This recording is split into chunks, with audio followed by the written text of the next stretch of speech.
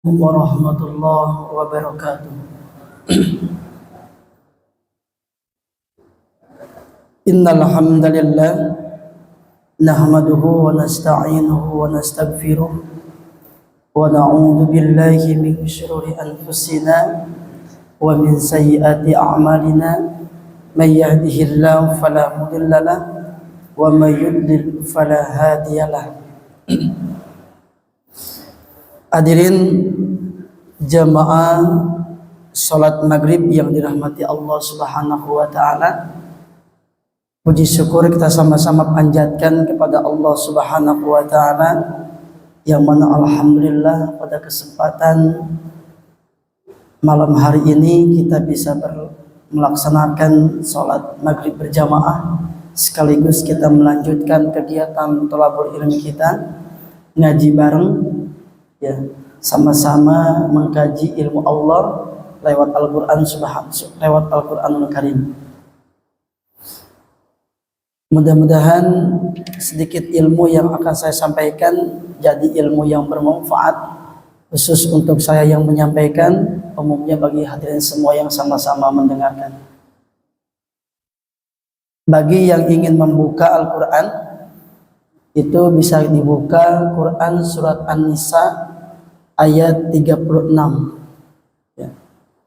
Sekali lagi, bagi jamaah yang membawa HP atau mau membuka mushaf, bisa dibuka mushafnya Quran surat An-Nisa ayat 36.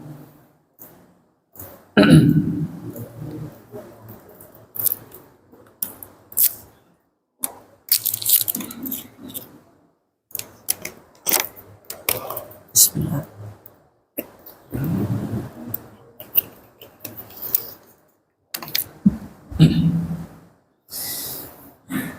Hadirin rahimakumullah, kalau kita mencermati apa yang akan terjadi pada malam hari ini ya Pak, orang-orang banyak yang berkumpul di lapangan, di mal, di rumah, menunggu sampai datangnya waktu tepat pukul 00 ya, bahwa akan bergulirnya tahun 2023 masuk ke dalam tahun 2024. Begitu beraneka ragam manusia memaknai malam tahun baru itu ya. Ada yang seperti itu, menunggu waktu sambil diisi dengan berbagai macam pesta. Ada yang bermunajat kepada Allah ya, ada yang penuh dengan muhasabah ya. Sehingga berakhirnya bulan tahun 2023 masuk 2024, ada yang bertujuan ingin lebih baik lagi, ada yang bertujuan ya biasa seperti itu, seperti gelombang di lautan begitu aja. Nah, mudah-mudahan kita termasuk orang yang hilang tahun atau habisnya tahun 2023, datangnya 2024 lebih baik amal kita. Sesuai dengan sabda Rasulullah SAW ya, khairun nas ya, sebaik-baiknya manusia itu adalah man tola umuruhu hasuna amal.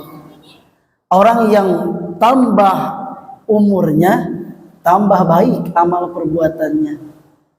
Hitungan dohiriyah yang lahirnya di bulan Januari itu hitungan dohiriyahnya bertambah dari 40 jadi 41, yang usia 20 jadi 21, yang usianya 69 jadi 70. Dohiriyahnya bertambah. Hakikatnya umur itu berkurang ke dalam jatah hidup di dunia ini.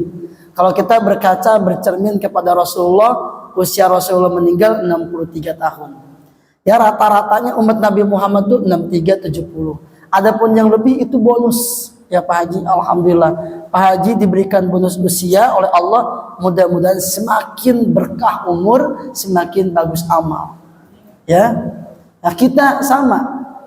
Ya, nah ada orang yang ketika habisnya tahun ya biasa aja seperti itu. Maka kata Rasulullah SAW, man kana yaumuhu misla min amsihi ya. Barang siapa yang hari ini tahun ini amal perbuatannya sama seperti tahun kemarin, seperti hari kemarin, ya, maka itu termasuk orang yang rugi. Ya, orang yang rugi. Ada orang yang dikategorikan orang yang bangkrut. Ya, siapa? Barang siapa yang hari ini tahun 2024 lebih jelek amal perbuatannya daripada tahun 2023, itu orang yang bangkrut. Kalau orang yang punya perusahaan itu, kalau orang yang rugi ya kembali modal ya Pak. Tapi kalau yang bangkrut habis modal semuanya. Beda dengan orang yang beruntung. Man kana yaumuhu khairun min amsi fahuwa rabihun. Barang siapa yang hari ini, barang siapa yang tahun ini 2024 lebih baik amal perbuatannya ketimbang bulan sebelumnya, tahun sebelumnya, hari sebelumnya, maka itu adalah orang yang beruntung. Maka Rasulullah menyampaikan 3, mau pilih yang mana? Mau yang rugi, mau yang bangkrut, mau yang beruntung. Kalau mau yang beruntung harus diisi. Maka pas pada malam hari ini saya angkat tema muhasabatun nafsi. Apa itu muhasabatun nafsi? Mengintrospeksi diri, Pak. Ya. Ayat yang saya angkat supaya kita bisa ngaji bareng, bisa tadabbur bareng, Quran surat An-Nisa ayat 36. Ya. Kalau ayat-ayat yang relevan atau bukan ayat yang relevan, artinya ayat yang sering dipakai untuk muhasabah itu kita sering dengar dengan kalimat ayat a'udzubillahi minasyaitonirrajim, ya ayyuhalladzina amanu taqullaha wal tanzur nafsum ma qaddamat lighad. Surat Al-Hasr. Wahai orang-orang yang beriman, hendaklah setiap diri memikirkan perbuatannya untuk bekal hari esok. Ya. Wattaqullah, dan bertakwalah kalian kepada Allah. Innallaha khabirum bima ta'malun. Kenapa? Karena Allah mengetahui setiap amal perbuatan yang kalian lakukan. Persiapan. Orang yang beriman itu harus punya rencana. Harus bikin rencana untuk hari besoknya. Nah, di dalam tafsir dikatakan sebagai bekal hari esok itu bekal yaumil qiyamah. Bekal untuk menghadapi kehidupan yang selama-lamanya. Kalau di dunia kan sekarang ini kita bahagia, sekarang nih bahagia, besok mungkin kita sedih. Hari ini sedih, besok kita bahagia. Gak selama-lamanya.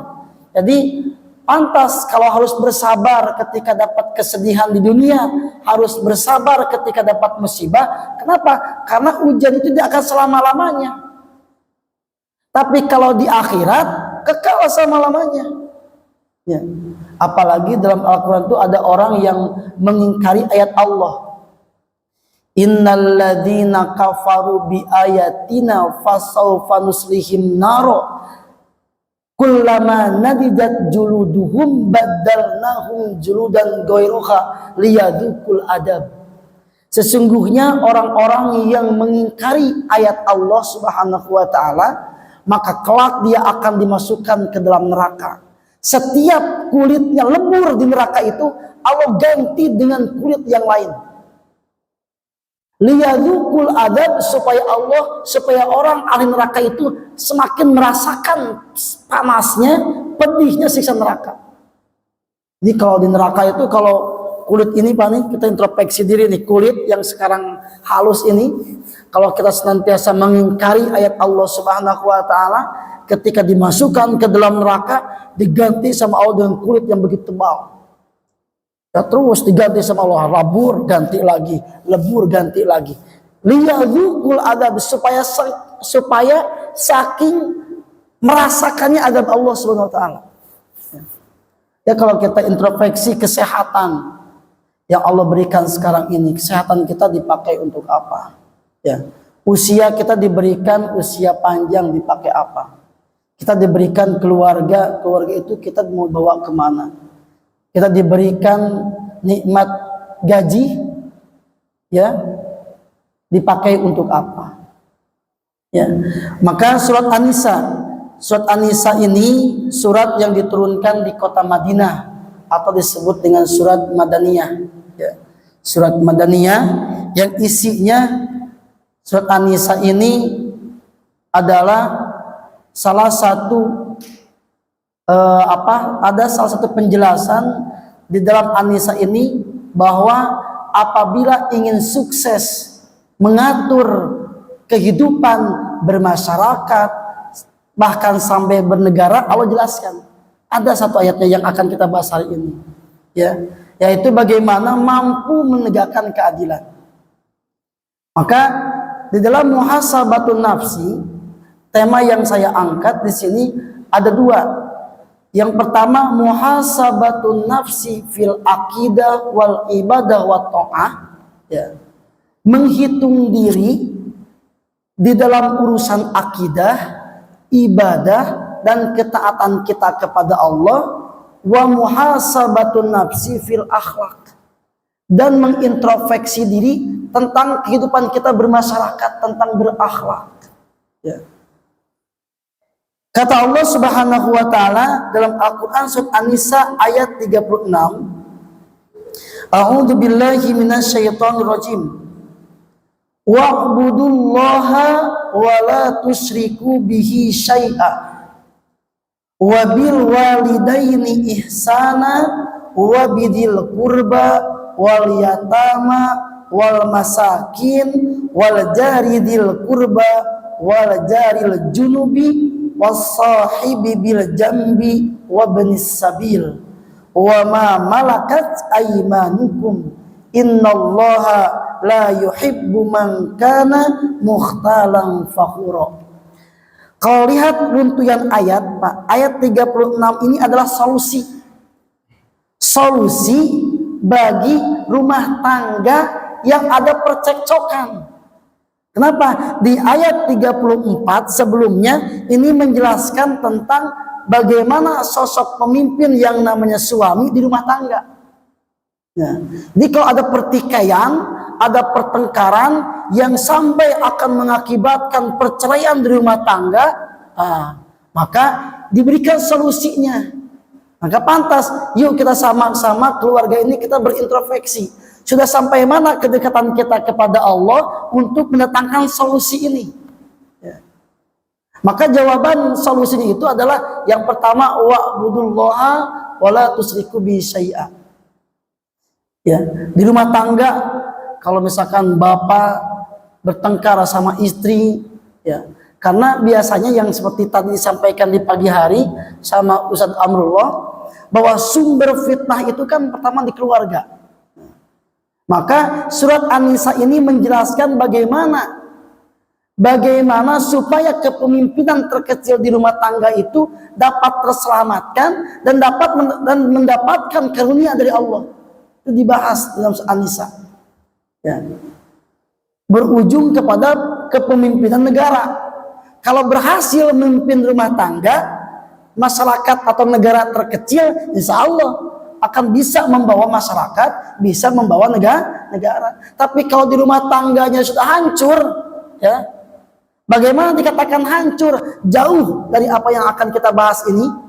Nah, bagaimana mau membawa negara yang terdiri dari berbagai macam keluarga? Gitu. Maka kata Allah Subhanahu wa taala, yang pertama kita di sini saya mengajak mari berintrospeksi diri sebelum Allah menghisab diri kita. Yang pertama urusan akidah, ya. Urusan akidah, ibadah dan ketaatan. Kata Allah, wa'budullaha wa la tusyriku bihi syai'a. Dan beribadahlah kalian kepada Allah, dan bertauhidlah kalian kepada Allah, dan taatlah kalian kepada Allah, wala tusyriku bihi syai'a. Dan hati-hati, jangan sekali-kali kalian mensekutukan Allah, musyrik kepada Allah di dalam beribadah, di dalam bertauhid, dan di dalam ketaatan. Ya, jadi jangan musyrik kepada Allah, menyekutukan Allah. Yang tahu dalam diri kita bahwa musyrik itu cukup kalau misalkan kita percaya ke dukun, ya Pak ya. Kalau ada pekerjaan sesuatu ditambahan dengan pemotongan apa disajikan kemana, itu yang kita tahu. Tapi musik itu banyak. Maka saya di sini mengkategorikan ada 4. Ya Pak ya. Musyrik itu antonimnya atau lawan katanya adalah tauhid. Tauhid mengesahkan Allah, kalau musyrik mensekutukan Allah, menduakan Allah. Nah, yang pertama ada musyrik rububiyah. Musyrik tentang kepengurusan. Meyakini ada zat di luar Allah yang mengurus kita. Musyrik rububiyah. Meyakini bahwa kita bisa seperti ini adalah hasil usaha kita. Musyrik rububiyah. Ya. Ada meyakini kita mendapatkan sesuatu, kita mendapatkan kesehatan ketika berobat, meyakini dokter yang menyehatkan. Itu musyrik rububiyah. Musik pengurusan. Urusan rezeki siapa yang mengurus, Pak? Allah. Maka kewajiban manusia itu berusaha. Hasilnya diserahkan kepada Allah. Maka pantas orang yang beriman itu adalah tawakal Allah. Berhasil ketika berusaha, dia bersyukur kepada Allah, meyakini bahwa saya hanya menjalankan usaha, Allah yang menakdirkan kita mendapatkan sesuatunya. Ketika tidak mendapatkan sesuatu, ketika berusaha, orang yang beriman tidak akan putus asa. Kenapa? Allah yang menghendaki itu semua. Maka orang yang beriman itu adalah tawakal Allah, menyerahkan semua urusannya kepada Allah. Kalau ada orang yang beriman, ya, ketika berusaha putus asa, ya stres, bahkan bunuh diri, nah, berarti belum bertauhid secara rububiyah. Ya. Maka kata Allah, urusan beribadah, urusan ketaatan, jangan menyekutukan Allah, mutlak khusus kepada Allah. Ya, Allah tuh gak suka di madu. Ya, istri kita kan gak suka di madu, Pak ya. Allah juga sama gak suka di madu dalam hal keibadahan, uluhiyah. Ya, ketaatan, percaya kepada Allah dalam hal ketaatan, percaya juga ada di luar Allah yang bisa untuk kita taati, sama. Itu ada musyrik. Yang pertama musyrik rububiyah, musyrik tentang kepengurusan. Yang kedua ada musyrik uluhiyah, musyrik penyembahan. Ada yang disembah selain Allah. Wa minan nasi may yattakhidhu min dunillahi andada yuhibbunahum ka hubbillah walladzina amanu ashaddu hubban lillah walau yaral ladzina zalamu idh yarawna al'adzab annal quwwata lillahi jami'a wa annallaha syadidul 'adzab. Dan ada di antara manusia tuh, enggak semuanya, Pak, ya, dan ada sekelompok kecil manusia yang menjadikan selain Allah andada, bandingan, sekutu. Yuhibbunahum, mereka mencintai andad itu, mereka mencintai tandingan itu, kahubbillah, seperti mencintai Allah. Nah itu musyrik itu namanya seperti itu, Pak. Kepada Allah cinta, kepada selain Allah pun lebih ia cintai. Ya, penjelasan ayat ini disampaikan dalam Quran surat At-Taubah ayat 13. Barang siapa kul in kuntum tuhibbunallah, kul in kana abaukum wa abnaukum wa amwalukum. Ada 8 kecintaan. Apabila kalian mencintai bapak-bapak kalian, apabila kalian mencintai istri kalian, apabila kalian mencintai anak-anak kalian, apabila kalian mencintai perusahaan yang kalian takutkan akan kerugiannya, ya, apabila kalian cinta terhadap rumah tinggal yang begitu mewah, ya, lebih engkau cintai daripada cintanya kepada Allah, Rasulnya, maka kata Allah, fatarabbasu hatta ya'tiyallahu bi amri. Tunggulah keputusan Allah yang akan diberikan kepada kalian.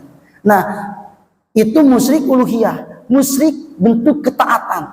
Artinya tidak ada yang lebih kita taati, lebih kita ibadahi, kita sembah, hanya Allah Subhanahu wa taala. Maka ketika rumah tangga mampu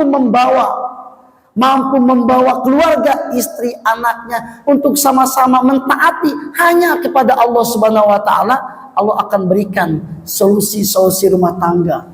Kalau misalkan tujuan rumah tangga sakinah, mawaddah warahmah, akan dikasih oleh Allah Subhanahu wa taala. Maka pas di dalam muhasabah ini, kalaukah kita rumah tangga sering cekcok, ada pertengkaran, yuk kita sama-sama introspeksi diri, sudah sejauh mana ketaatan kita kepada Allah Subhanahu wa taala. Kalau misalkan istri lalai, suami lalai, anak lalai, ya jangan diharapkan rumah tangga itu sesuai dengan tujuan pernikahan, sakinah, mawaddah, warahmah, ataupun kehidupan kita bermasyarakat. Bagaimana masyarakat, bagaimana mau menegakkan keadilan, kalau toh orang yang mengajak keadilannya pun jauh kepada Allah. Adil itu kan bahasa Allah dalam Al-Quran. Al-Adlu, bahkan nama Allah, Pak, Asmaul Husna. Jadi kalau pemimpin ingin membawa negara yang adil, jangan dijauhi Allah. Kenapa? Adil nama Allah.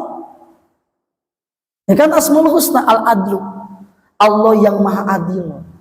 Jadi kalau misalkan negara kita tegakkan keadilan, kita tegakkan berantas kemiskinan, berantas apa?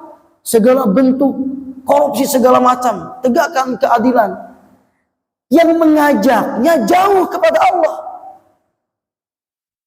Ya jangan diharapkan negara akan adil. Nabi Muhammad memimpin negara 23 tahun terbagi 2 fase, Mekah dan Madinah. Apa yang dibangun oleh Rasulullah, Pak? Ada gak jalan tol yang dibangun Rasulullah? Atau bikin jembatan Rasulullah, Pak? Saya belum baca dalam sirah Rasulullah membuat jembatan atau membuat infrastruktur jalan. Enggak. Justru yang dibangun oleh Rasulullah adalah sumber daya manusia. Bagaimana manusia yang dipimpin oleh Rasulullah itu cinta kepada Allah, mengutamakan Allah. Maka barang siapa yang mengutamakan Allah, Allah akan beri apa yang ia inginkan. Itu kuncinya. Kalau sekarang kan beda, Pak. Kita bangun ekonomi, kita bangun apa? Nah, itu kan yang dibangunnya haliah dunia saja, hal-hal yang akan fana. Bahkan di dalam debat saja, saya ingin dengar ada gak para calon itu menyampaikan, karena ini beda, Pak ya, beda gitu. Tapi mereka itu orang Islam, kok gak ada sedikit-sedikit menyampaikan agama gitu, Pak ya. Padahal segala bentuk tema yang diangkat kuncinya satu, agama dikedepankan. Insya Allah semuanya akan, ketika berbicara Islam, Nasrani, Kristen, Yahudi, Buddha, ke bawah semuanya, Pak. Kalau berbicara Islam semuanya, kenapa? Rahmatan lil alamin. Berbicara Islam, berbicara kesejahteraan umat manusia sealam dunia. Beres Rasulullah diganti dengan khalifah yang pertama, Abu Bakar As-Siddiq. Memberantas yang mengaku kenabian. Ya, memberantas orang yang gak mau zakat. Ya kan? Seperti itu. Dibangun ketaatan. Berhasil, Pak. Ya. Ganti sama Umar bin Khattab. 2 negara adik kuasa. Ya kan? Persia. Dan itu semuanya beres sama Umar bin Khattab. Apa yang dibangun? Mental manusia, Pak. Tidak akan ada korupsi, tidak akan ada perzinahan, tidak akan repot-repot negara banyak membangun penjara. Kalau yang dibangun oleh pemimpin itu SDM-nya, Pak, mental manusianya itu. Apa mental yang pertama? Cinta, takut kepada Allah. Wa'budullaha wa la tusyriku bihi syai'a. Dikunci kalau ingin mendapatkan keadilan, jangan jauh dari sumber keadilan Allah Subhanahu wa taala dan Al-Qur'an. Nah, mudah-mudahan siapapun pemimpin yang akan jadi di negara kita, mudah-mudahan pemimpin yang cinta Islam. Ya, pemimpin yang mencintai tegaknya keadilan. Itu. Ya. Baik di tingkat kota, tingkat provinsi, bahkan tingkat negara. Itu, Pak. Itu yang pertama, muhasabatun nafsi fil aqidah wal ibadah wa ta'ah. Kalau berhasil, kata Allah, kalau bisa mampu berintrospeksi diri tentang ketaatan akidah kita kepada Allah, ibadah dan ketaatan, Allah akan berikan jaminan. Ya, bahwa kata Allah, orang yang sudah memantapkan akidahnya kepada Allah, sudah memaksimalkan ibadahnya kepada Allah, bentuk ketaatannya kepada Allah diutamakan dari hal yang lainnya, maka digolongkan orang itu adalah orang yang taat. Maka orang yang taat, kata Allah Subhanahu wa taala, akan diberikan berbagai macam karunia oleh Allah. Di dalam Al-Qur'an surat An-Nisa ayat 69. Wa may yuti'illaha war rasula. An-Nisa ayat 69. Wa may yuti'illaha war rasula, dan barang siapa yang taat kepada Allah dan taat kepada Rasulnya, tidak mensekutukan Allah ya di dalam ketaatannya kepada Allah dan taat kepada Rasulnya, faulaikal ladzina an'amallahu alaihim, maka orang itu nanti akan disertakan dengan orang-orang yang mendapatkan nikmat dari Allah. Siapa, Pak? Minan nabiyyin. Tuh, kita akan dimasukkan ke dalam kelompok disertai dengan para nabi. Minan nabiyyin, golongan para nabi. Wasiddiqin, dengan orang-orang yang mencintai kebenaran. Wasyuhada, akan disertakan dengan orang-orang yang mati syahid. Wassolihin, akan disertakan dengan orang-orang yang soleh. Nah, mereka itu wahasuna ulaika rafiqa, sebaik-baik teman. Ya, itu kata Allah. Yuk, Pak. Ya, ini. Apabila kita sama-sama mampu mengintrospeksi diri bentuk ketaatan kita kepada Allah Subhanahu wa taala. Tidak boleh menyekutukan Allah dalam ketaatan. Tidak boleh menyekutukan Allah dalam bentuk hal pengurusan. Ya. Di dalam nama dan sifatnya. Begitupun dengan kekuasaan Allah Subhanahu wa taala. Yang kedua, muhasabatun nafsi fil akhlak. Mengintrospeksi diri, sudah sejauh mana kita berakhlak dengan yang digariskan oleh Allah dalam Al-Quran ini. Nah, di dalam ayat ini, Quran An-Nisa ayat 36, Allah jelaskan ada beberapa kelompok yang harus kita berakhlak kepada mereka. Yang pertama, wabil walidaini ihsana. Ya, jadi yang pertama, wa'budullaha wa la tusyriku bihi syai'a. Janganlah, beribadahlah kalian kepada Allah dan janganlah kalian mensekutukan Allah dalam beribadah dengan sesuatu apapun. Yang kedua, wabil walidaini ihsana, dan berbuat baiklah kalian kepada kedua orang tua.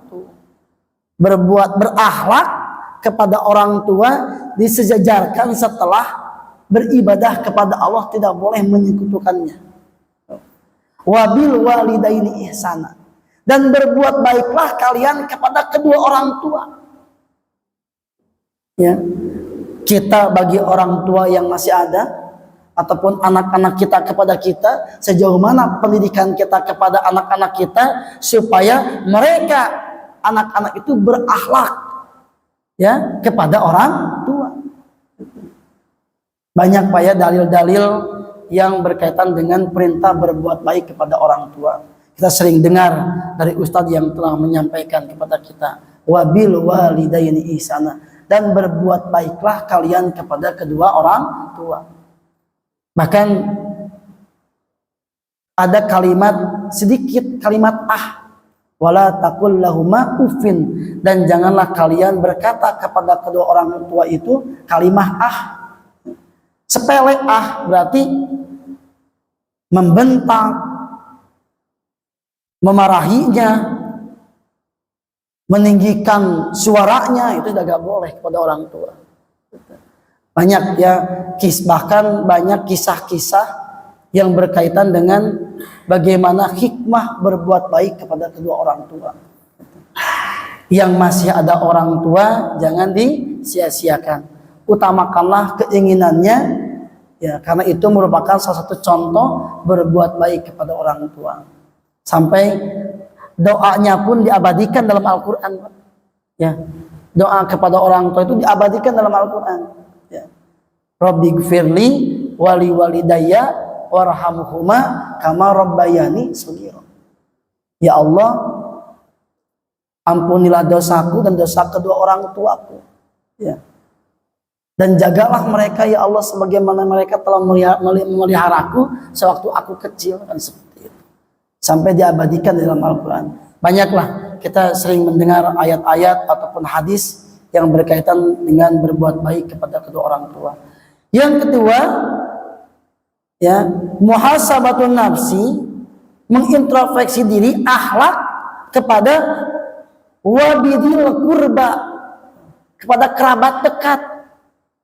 Ya, kerabat dekat itu bisa satu nasab dengan kita, bisa satu nasab dengan orang tua kita, kerabat terdekat. Ya, harus baik. Punya adik harus baik kepada adik, punya kakak harus baik kepada kakak, punya saudara, ya, dari ibu ataupun dari ayah harus baik. Jangan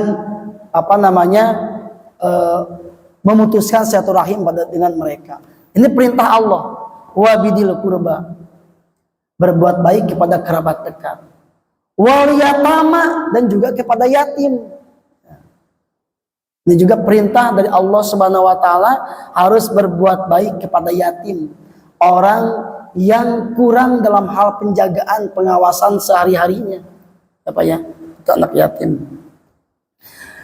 Wal masakin, dan berbuat baiklah kalian kepada orang miskin. Orang-orang yang kehidupannya tidak cukup. Nah, berarti kalau berbuat baik kepada fakir miskin, dibantu. Jangan hanya berbuat baik sopan santun saja, tapi dibantu kebutuhannya. Ada orang yang fakir miskin, senyum. Ya. Bagaimana Pak keadaannya? Oh, baik. Gak seperti itu. Bantu apabila kalau orang miskin itu dibantu sama kita. Ya. Fakir apalagi. Wal jari dzil qurba. Nah ini, kita bermasyarakat diperintahkan oleh Allah berbuat baik kepada tetangga dekat. Tetangga dekat itu apa berarti? Samping kiri rumah kita, kiri kanan, depan belakang, ya. Wal jari dzil junubi, tetangga jauh berarti beberapa rumah ke samping, ya. Kalau misalkan dihitungan jauh itu misalkan 5 rumah, berarti ke 6 rumahnya tetangga jauh, tetap harus berbuat baik. Intinya hidup bermasyarakat harus berbuat baik dengan tetangga. Harus berbuat baik dengan tetangga. Kalau ini kan sensitif Pak ya. Kita punya tetangga, ada yang peduli, satu peduli dalam hal kebersihan contohnya. Ada tetangga yang cuek terhadap kebersihan Pak. Buang sampah seenaknya, lagi misalnya nggak bayar iuran, sampahnya sampai nggak diangkut sama petugas, karena itu misalkan salah satu denda dari jerak dari petugas warga. Nah itu kan repot. Kita tetap harus berbuat baik kepada tetangga dekat ataupun tetangga jauh. Sampai kata Rasulullah SAW, Pak, man kana yu'minu billahi wal yaumil akhir falyuhsin ila jarihi. Rawahul Bukhari Muslim. Ya, barang siapa yang beriman kepada Allah dan kepada hari akhirat, hendaklah berbuat baik kepada tetangganya. Maka sekarang mah habis ngaji ini mungkin nanti gak ada lagi yang kaca mobilnya ketika berada di komplek itu tertutup. Buka Pak, salam senyum sapa. Ya, kalau di Darut Tauhid itu Pak, pasti pas ketika masuk gerbang masuk komplek Geger Kalong tuh langsung salam senyum sapa. Itu kan apa amalan beribadah semua. Jadi ketika gak hanya dibuka kaca tuh ketika masuk portal, tapi masuk komplek aja tuh dibuka itunya, si kacanya. Senyum, salam. Bahkan mobil tuh diciptakan ada satu alat buat sosial. Tahu gak Pak apa Pak? Di dalam mobil ada satu alat yang mana alat itu diciptakan untuk kita bersosial. Klakson Pak. Assalamualaikum Tit. Assalamualaikum. Ada yang sehat Pak. Nah itu coba amalin deh. Nah kenapa saya sampaikan seperti ini ya? Saya juga mengajak khusus untuk diri saya sendiri. Ini cara kita menyapa tetangga. Kan kita susah menyapa di masjid, jarang ketemu. Di tempat olahraga jarang ketemu. Gak semua orang suka di badminton. Gak semua orang tetangga ada di masjid. Nah, tapi kita sering lewat. Nah itu. Jadi mudah-mudahan Pak ya bisa diamalkan.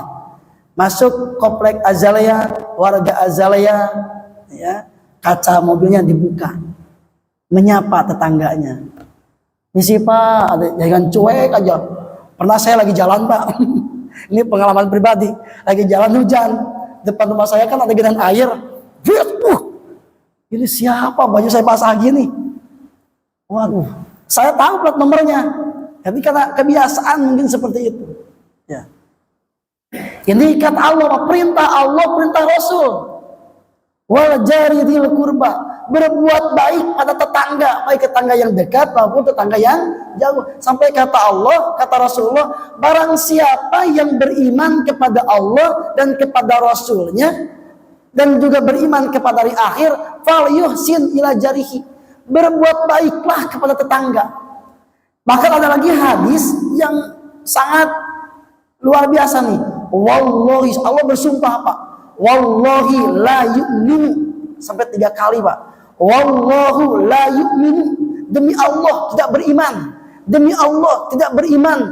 Demi Allah tidak beriman, kata Rasulullah. Kila ditanyakan, waman ya Rasulullah, siapa ya Rasulullah yang tidak beriman itu? Alladzi la ya'manu jarahu bawa'iqahu, orang-orang yang tidak merasa aman dengan kejahatan tetangganya. Sampai bersumpah Pak Allah, ini hadis riwayat Bukhari dan Muslim dari Abi Hurairah. Sampai dikatakan tidak beriman apabila kita tidak merasa aman dengan tetangga yang kurang baik akhlaknya. Ya. Apa namanya, nyalain motor sekencengnya malam-malam, samping rumah. Ini kan repot Pak. Ya apa-apa, saya kan orang sini ya. Gitu. Dan saya juga atas nama DKM mengajak, yuk kita berbuat baik dengan tetangga, saling sapa, saling senyum, apalagi tebar salam, itu luar biasa. Ya, yang sudah melakukan teruskan amal itu Pak. Yang belum laksanakan. Ya, kenapa? Dengan melaksanakan itu berarti melaksanakan ketaatan kepada Allah dan kepada Rasulnya. Ini muhasabah akhlak nih. Nah ya, kita mau berganti tahun dari 2023 ke 2024. Apakah mau tetap seperti itu? Ya. Apakah ingin lebih baik? Kalau ada tetangga yang cuek, kita sepakat Pak. Nanti kalau meninggal, kita biarin. Suruh jalan sendiri. Jangan Pak ya. Kan ada sampai seperti itunya Pak.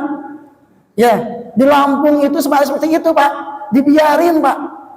Saya pernah baca, ya ini di TikTok Pak ya. Kalau TikTok kan ada betulnya juga ya.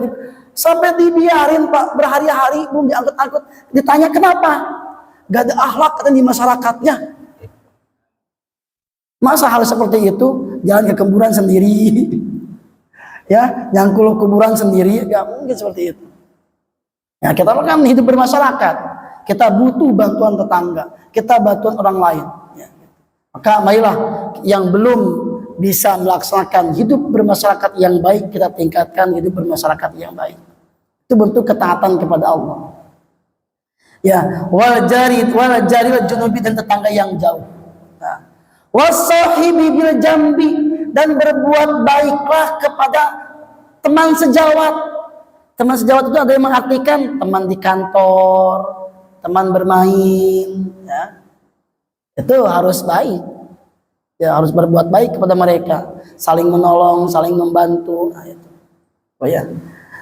Wa bani sabil, dan kepada orang yang sedang dalam perjalanan, lagi membutuhkan pertolongan di perjalanan, kewajiban kita orang yang beriman diperintahkan oleh Allah berbuat baik kepada dia. Ya, jangan dicuekin. Kalau bisa tanya, mau kemana, butuh apa. Nah, kalau bisa kita penuhi kebutuhannya. Ya Pak ya, di sini juga ada tetangga kita nih yang sedang ada dalam perjalanan pengajian ziarah. Bapak di belakang itu dari Papua. Perjalanannya naik kapal 1 minggu perjalanannya Pak. Di sini sedang bertamu di Baveri, ya kan? Yang di belakang. Bapak. Jadi beliau itu Ibnu Sabil, orang yang berada di dalam perjalanan. Wajar kita sambut di masjid, kita sapa di masyarakat, ya. Kalau bisa tanya sama pengurus, butuh gak apa? Gitu. Supaya dikasih bekal. Itu ya.